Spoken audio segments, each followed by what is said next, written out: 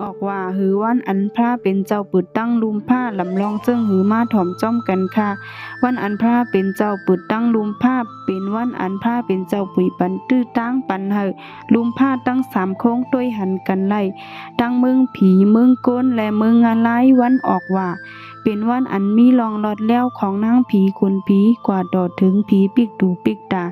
กูลองเนื้อเมืองงานไล่และวิ่งเห็นกูพุงเดจังกว่าตั้งเหลอมาตั้งเหลอก็ไล่มีปืนมือก่อนไล่ใครไว้ว่ามือปานพระเป็นเจ้าเฮาไล่หู้หันตะลาเย้าพระเป็นเจ้าไล่ว่นถึงก็เป็นเมเจ้าอันไล่เซ็งกามกว่ามือพระเป็นเจ้าเฮาไล่7วันนั่นมันเจ้าจังไล่กว่ากำสินตีเมืองผีเสปุนตาเดตอบกุมหมุนก็เป็นเมเจ้าเกจูมือผ้าเป็นเจ้าอำอยู่ในมีก้นตั้งนำตั้งหลายถามหาผ้าเป็นเจ้าและพระเป็นเจ้าก็หู้หันจ้อมจังไล่หมอกให้เจ้ามาจังไล่หมอกให้เจ้ามาหามอกกะละกว่าหมอกก้นเมืองตั้งเซ็งว่าเลิน11 โมน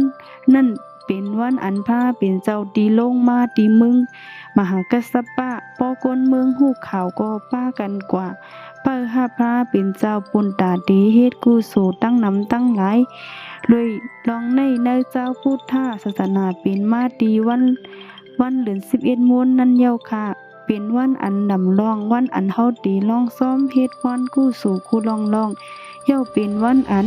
เมืองผีเมืองโกนและเมืองอะไรโดยหันกันไล่แลกว่ามากูตีไล่ตีจังกว่ามาดีเลยก็ไล่เพราะซึ่งนั้นวันในสอนเป็นวันอันสงเฮ็ดคู่สู่หือหยาดน้ำล่องซ้อมปันโกนอันตายกว่าเย้ามือวันออกว่าและป้าลองซ้อมนั่นสังเผาเลยมีกุพี่น้องซื้อคืออันเซ็งตายกว่าแก้วก็อย่าลืมเฮ็ดกู้สู่พี่เมตตาปันเขาพ้องสังว่าเฮาเฮ็ดไรนั้นเตลีเต้ๆค่ะก้อยสังว่ามันมีพรหนีเต้ๆสังว่ามันอ่ำไล่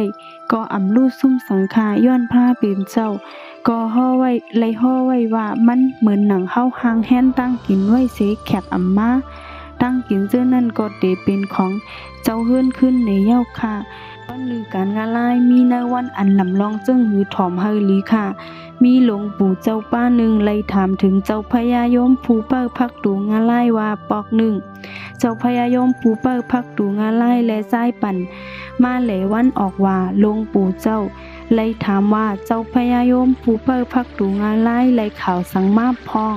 และเจ้าพญายมผู้เปิ้พักตูงานไล่ตอบว่ามีข่าวสังฆากึดลือการงานไล่3 วันมือว่าวันออกว่ามือในวันเป็นวันปวารณาและแทงวัน1 3 วันขาในขาจะถามสังเป็นวันลือการงานไล่มีวันอันลำลองเจอในถอมเฮาหลีค่ะ1วันออกว่า2วันวิสาขาปุจจา3วันมาฆาปุจจาหรือเสนั่นเฮาเตอำลือหลวงปู่เจ้าเลยถามแทงว่าปอข้าวยามเจ้าอำไลจัดถามแลจุ่มอันมาเปิ้ตาดีจัดถามเขาตีไลหลอดเลี้ยวจ่องเจ้าพญายมผู้เปิ้พักตูงอะไรบอกว่าเมื่อกูปอกเขาก็มีลองรอดแล้วอยู่เย้าค่ะอันจุ่มเขากว่าเปิ้นั่นเขาเปิ้เฮยก้นอันอ่ำตกงานไล่นั่นก้อยย้อนเจ้าอำไลมีปุนพรเฮยเผยตกงานไล่ก้อยก้นจื้อนั่นตีไลกว่าจอมพรวุฒิกรรมหลวงปู่เจ้าเลยถามเจ้าพญายมผู้เปิ้งานไล่แทงว่าสังเขามีลองรอดแล้วเหมือนไหนจ่องเขาดีกว่าตั้งต่างตีต่างตั้งเลยหือและเจ้าพญายมบอกว่าเขาดีกว่าตีเลยก็เลยป้อถึงเขาย้ำตัดเขาดีเลยมากก้อยย้อนพรวดกรรมมันติ๊กติงให้เขามาหมายความว่าเขาตีเลยมาจะถามป้ออำนั้นเขาตีตกงาไล่กำหลิวก้อยสังมาดีในเขาตีมีตื้อตั้งตาตีป่นงาไล่หลวงปู่เจ้าถามแทงว่าสังปีน้องเจอเคอเฮ็ดกูสู่ส่งปันเขาจ่องตีมีตื้อตั้งหลอดเลยอยู่หือเจ้าผู้เปิ้งงาไล่ก็ตอบว่า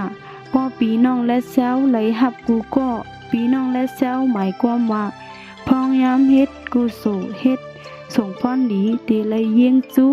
ลาดจื้อก้นอันตายหยัดน้ำย้อนสู้ปันแล ย้อนข้าวยามนั้นเขายังเป็นข้าวยามอันไปเลยเต็ดสังปู่เจ้าเลยถามแทงว่าเย้าตีเลยเฮ็ดกูสู่เจิ้งหือพ้องตาตีเฮาวิ่งเห็นเสื้อนั่นป้วนรอดขึ้นเมืองผีมีดังเสื้อนำมีดังเสื้ออีหืออำนั้นอำเลยฮับแลเจ้าพญายมผู้เปิงอะไรเลยลาดว่าตีละอำมีพรกูสู่เย้าก็อำเลยฮับเหมือนกันหมายความว่าเจ้ามุนเจ้ามังเจ้าในเป็นมุนเจ้านุ่งผ้าเหลืองหลายๆก้อยในเย้าเฮ็ดกู้โสกาหือก็ซุมเกลังมดสังเฮ็ดกู้โสตีมีกู้โสอีพรกู้โสอันเขาไล่ฮับก็เตอีก้อยสังเฮ็ดกู้โสตีอันมีพรกู้โสนำกู้โสอันเขาตีไล่ฮับมันก็นำแลอันถูกดีเฮ็ดก็เป็นกระโตป้อยดีเสปืนและเจ้าเปิ้งอะไรลัดเทียงว่ากว่าหมอกก้นวานเขานา